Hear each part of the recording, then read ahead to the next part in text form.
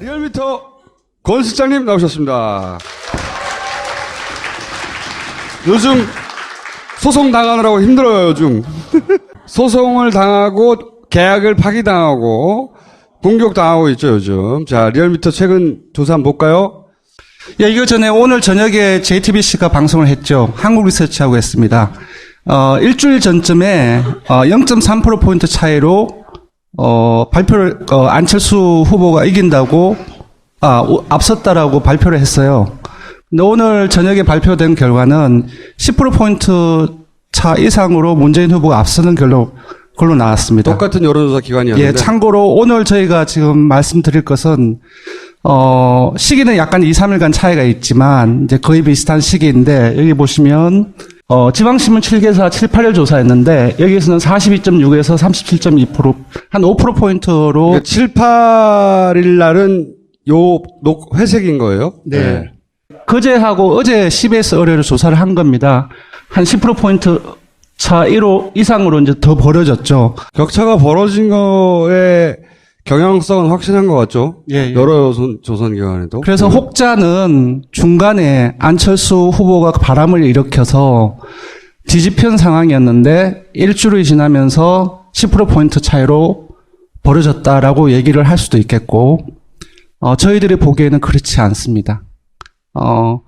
가까워졌을 때는 한 4%포인트 차이로 붙었지만 한 번도 역전을 한 상황이 없었고, 요번 주 들어서면서 지난주부터 벌어지기 시작했는데 요번 주 들어서면서 좀 더 벌어졌다고 보고 있어요.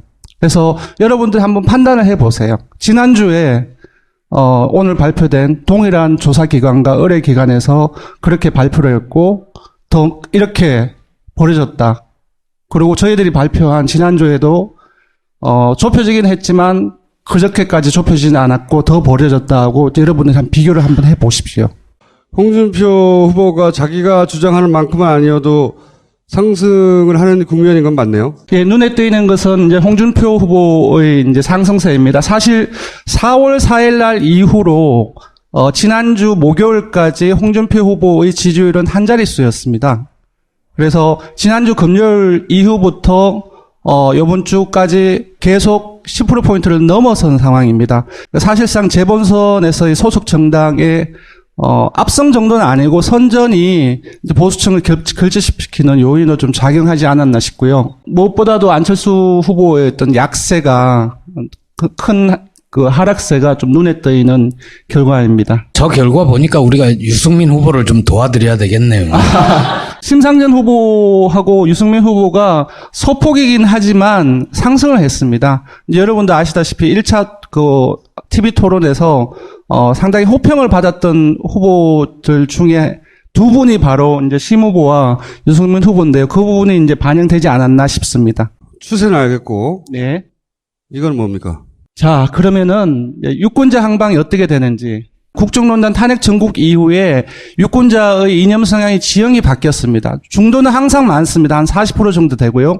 예전에는 이제 보수로 기울어진 운동장이라고 했는데 이제는 그렇지가 않아요. 진보로 기울어진 운동장인데 중도 한 40% 그리고 진보가 한 30% 근접하고 그리고 보수가 한 20% 초반대예요. 그러니까 중도가 가장 많은 규모이기 때문에 중도의 조그만 변화를 좀 주목을 해야 됩니다. 여기서 보시면 알겠지만 지난주 7, 8일 정도에서는 거의 붙었습니다. 초박빙이라고 할 수 있는데 엄청나게 많이 벌어졌어요. 오차범위 밖에서도 좀 더 벌어졌는데 지금 중도층에서의 움직임이 아까 말씀드렸던 격차가 더 벌어진 가장 큰 요인이 아닌가 싶습니다. 자, 알겠고요. 네. 지지자 충성도. 네. 이렇게 물었습니다. 정말로 지지하는 후보를 바꿔야 한다는 상황이 오면 누구를 지지하겠냐라고 물어보고 선택지로 그래도 끝까지 5월 9일까지 그 사람한테 투표할 거야. 그리고 다른 선택지로 특정한 이제 차선책으로 후보를 선택하게 했습니다. 그래서 전체 다 통계를 내봤더니 역시나 지금까지 우리가 확인을 해왔던 것처럼 끝까지 지지하겠다는 이제 충성도죠. 충성도가 가장 높은 지지층으로 구성되어 있는 후보가 바로 문재인 후보였습니다. 그리고 안철수, 홍준표, 심상정, 유승민 후보로 나오는데 요 밑에 부분들은 움직일 수 있는. 움직일 수 있는 사람들의 정도 규모입니다. 유승민 후보나 심상정 후보는 상당히 크고 상대적으로 안철수 후보나 홍준표 후보도 좀 많은 규모를 차지합니다. 그랬을 때 문 후보로부터 이탈이 가능한 상황이 왔을 때 심상정 후보하고 안철수 후보 쪽으로 가장 많이 가는 걸로 나왔고요. 여유가 있으면 심상정 후보한테 투표하겠다. 이런 맞습니다. 사람들이 많은 거예요. 바로 안철수 후보와 문재인 후보의 유권자가 인식하는 현재의 판세에 따라서 심 후보로 갈 수 있는 여건, 그것이 바로 심 후보로 갈 수 있는 여건이라 할 수 있겠고요. 이 기준으로 따지면 네. 심상정 후보는 안철수 후보를 공격해야 되네. 그렇습니다. 안철수 캠프의 고민이 이런 것 같아, 진짜. 대구와 광주를 동시에 만족시켜야 하는. 그리고 안철수 후보의 지지자 그 성문을 보면 안철수를 벗어나면 문재인으로 갈 사람이 또 되게 많아요. 그리고 두 번째가 홍준표야. 정반대로. 그러니까 왼쪽은 광주를 포함한 호남 쪽이고 그러니까요. 오른쪽은 대구 영남이죠. 네. 맞습니다. 그런데 홍준표를 벗어나면 다 안철수야.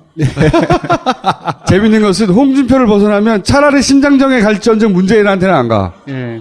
이제 주요 공격 방향, 주요 타격 방향을 지금 제가 설정을 해봤습니다. 아까 주타방 뭐 이런 거예요? 주타방입니다. 문재인 후보가 안철수 후보를 공격하고 유승민 후보가 안철수 후보를 주요 공격 방향이고요. 요거는 뭐냐면 이렇게 공격을 했을 때 빼앗을 수 있는 그 규모입니다. 그 문재인 후보는 안철수 후보만 상대하면 되는 거네요. 맞습니다. 어차피 다른 사람 표는 자기한테 안 올 편에. 안철수 후보는 자신의 지지층을 최대한 극대화하기 위해서 주적이 2명이 되는 겁니다. 문과 홍을 다 같이 공격을 해야 하는 겁니다. 근데 홍준표 후보는 좀 외로워요. 아무리 이쪽으로 공격을 해봐도 올 게 별로 없어요. 그래서 안철수 후보를 그냥 한 놈만 팬다는 얘기 있잖아요. 안철수 후보를 주요 타격 방향으로 해서 계속 패야 되는 거죠, 사실상. 홍준표가 문재인을 공격해서는 얻을 수 있는 게 아무것도 없어요. 앞에 한번 돌려보시겠습니까? 자, 홍준표 후보는 빨간 색깔입니다. 없어요. 그러니까 너무 작아. 여기는 아예 순위에도 못 들어갔어요. 네. 안철수 후보를 공격을 해야지 안철수 후보의 11.6%포인트를 빼앗을 수 있는 겁니다. 최대한. 여기는 때려봐야 갈 표가 없다는 거야, 여기에. 문재인 후보 또한 이쪽을 팰 필요는 없어요. 그냥 좀 봐주셔야 되고, 문재인 후보는 홍준표 후보를 열심히 패도 나올 게 별로 없어요. 안철수 후보를 계속 패야 되는 그래서 거죠. 계속 허허 웃고만 있는 거예요. 예. 이 둘은 사이좋게 지내야 돼. 이 둘은 서로 공격할 필요가 없구만. 그리고 유승민 후보가 좀 재밌는 부분인데, 유승민 후보의 이번 선거 슬로건이 뭔지 아세요? 보수의 새 희망인가요? 1차 TV 토론회에서 차별화를 시도하려고 했어요. 근데 홍준표 후보를 패도 유승민 후보한테 오는 표가 없어요. 앞으로 한번 가보시겠습니까? 여기 없어요. 너무나 작아요. 제가 보기에는 후보요. 예. 서로 잘 몰랐네. 그러니까 심상정 후보는 심상정 후보도 딴 데서 가져올 데 예, 없네요. 8.2%포인트는 정말로 큰 거예요. 앞에 보시면 아까 한 4%포인트가 지금 현재 지율인데 8%포인트는 정말 되게 크잖아요. 근데 이 8%포인트를 조금 해석을 좀 하셔야 돼요. 아까 이제 마진을 말씀을 드렸는데 문재인 후보를 바꿔야 하는 상황이 어떤 상황인지. 진보정당은 민주당을 일단 공격한단 말이죠. 그 표가 글로 갔으니까 뺏어오려고. 네. 그런데 이쪽에서 일로 간 표들은 대부분 이 심상정이 싫어서가 아니라 네. 정권 교체가 안 될까봐 그렇습니다. 1번 야당을 주장한 밀어주는 전략적 선택이거든요. 여유가 생길 때는 실제로 나눠줄 표가 여기 있어요. 네. 그러니까 심상정 후보는 여기서 표가 오긴 하지만 여기를 공격해서 얻을 게 아니라 네. 이쪽 후보가 더 압승하도록 누군가를 때려줘야 돼요. 네. 그래야 여유가 일로 돌아와요. 진짜로. 심상정 후보는 그래서 제가 보기에는 또 안철수를 때려야 되는 거예요. 맞습니다. 잘 지적을 해주셨는데요. 주요 공격 방향을 이렇게 이제 단순화시켜서 했지만 지지층을 끌어오는 것은 공격의 수단뿐만 아니라 객관적인 여건이라든지 다른 요인들도 이제 작용을 하기 때문에 이거는 좀 단순화시킨 거고요. 오히려 그렇게 여기서 봐야 될 어길 때리잖아요? 네. 여기서 나눠주려고 하다가 마음이 상해. 그걸 알아야 돼. 근데 이 보통 진보정당은 그 포인트 자꾸 놓쳐요. 그러니까 여기서는 다 일로 공격하고 네. 안철수 후보는 여기만 공격하는 거고 네. 문재인 그렇습니다. 후보는 여기만 공격하고. 아니, 근데 숫자로 보면 안철수 후보가 제일 공격을 많이 당하는 것 같네요. 공격은 문재인 후보도 많이 받습니다. 왜냐하면 거기도 지지율 세 크게 개구나. 한번 보십시오. 이제 하나, 둘, 세 개입니다. 정리하겠습니다. 문재인 후보는 안철수 후보를 열심히 패야 되고요. 안철수 후보는 문재인 후보가 홍준표 후보를 패야 됩니다. 홍준표 후보는 이쪽으로 가면 안 됩니다. 안철수 후보만 열심히 패야 되고요.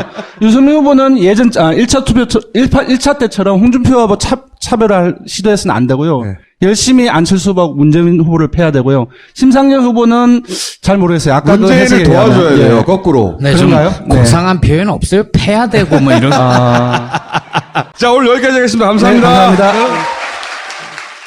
상으로 문재인 후보가 앞서는 걸로 나왔습니다. 똑같은 여론조사 기관이었는데. 예, 참고로 오늘 저희가 지금 말씀드릴 것은 시기는 약간 2, 3일간 차이가 있지만 이제 거의 비슷한 시기인데 여기 보시면 지방신문 7개사 7, 8일 조사했는데 여기서는 42.6에서 37.2% 한 5%포인트로 7, 8일 날은 회색인 거예요? 네. 그제하고 어제 CBS 의뢰로 조사를 한 겁니다. 한 10%포인트 차 1호 이상으로 이제 더 벌어졌죠. 격차가 벌어진 거에 경향성은 확실한 것 같죠? 예, 예. 여러 조선 기관에도. 그래서 혹자는 중간에 안철수 후보가 바람을 일으켜서 뒤집힌 상황이었는데 일주일이 지나면서 10%포인트 차이로 벌어졌다라고 얘기를 할 수도 있겠고, 저희들이 보기에는 그렇지 않습니다. 가까워졌을 때는 한 4%포인트 차이로 붙었지만, 한 번도 역전을 한 상황이 없었고, 요번 주 들어서면서, 지난주부터 벌어지기 시작했는데, 요번 주 들어서면서 좀 더 벌어졌다고 보고 있어요. 그래서 여러분들이 한번 판단을 해보세요. 지난주에, 오늘 발표된 동일한 조사. 리얼미터 권 실장님 나오셨습니다. 요즘 소송 당하느라고 힘들어요, 요즘. 소송을 당하고 계약을 파기당하고 공격당하고 있죠, 요즘. 자, 리얼미터 최근 조사 한번 볼까요? 예, 이거 전에 오늘 저녁에 JTBC가 방송을 했죠. 한국 리서치하고 했습니다. 일주일 전쯤에 0.3%포인트 차이로 발표를 안철수 후보가 이긴다고 앞섰다라고 발표를 했어요. 근데 오늘 저녁에 발표된 결과는 10%포인트 차 2, 3주까지 계속 10%포인트를 넘어선 상황입니다.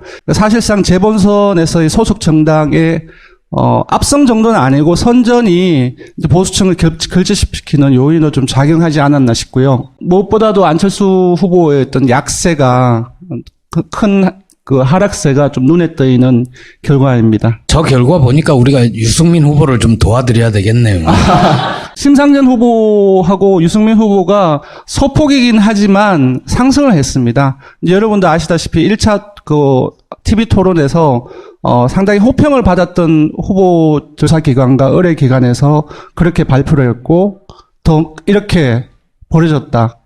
그리고 저희들이 발표한 지난주에도 좁혀지긴 했지만 그저께까지 좁혀지진 않았고 더 벌어졌다고 여러분들 비교를 한번 해보십시오.